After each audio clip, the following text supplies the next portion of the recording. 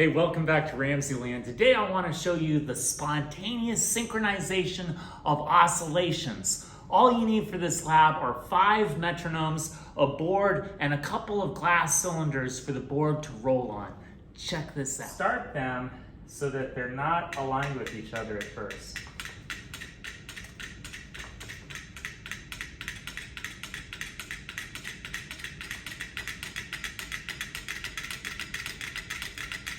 As you watch, you'll notice that they are not synchronized at this point. But after a while, they'll slowly, spontaneously synchronize with one another.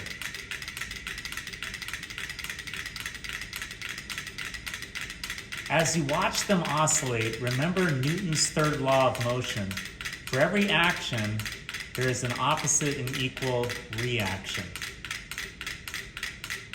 They're starting to synchronize. They're almost perfectly synchronized all by themselves.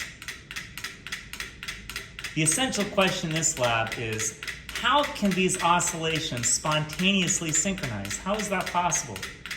Keep watching. They're almost perfectly synchronized at this point. Also, take a look at those cylinders underneath the board. Do you see the cylinders rolling back and forth?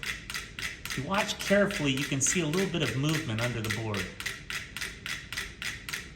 At this point, they're perfectly synchronized, all 5 oscillators. Amazing. So how is this possible? If you remember Newton's third law, as that metronome swings to the left, it's acting on the board, and the board reacts by rolling a little bit to the right. If you look carefully, you can see that the cylinder underneath the board is rolling a little bit in the opposite direction of each oscillation, making the metronome's oscillation a little bit shorter on the left when the bottle rolls to the right. I hope you enjoyed today's edition of RamZland, and I'll see you next time.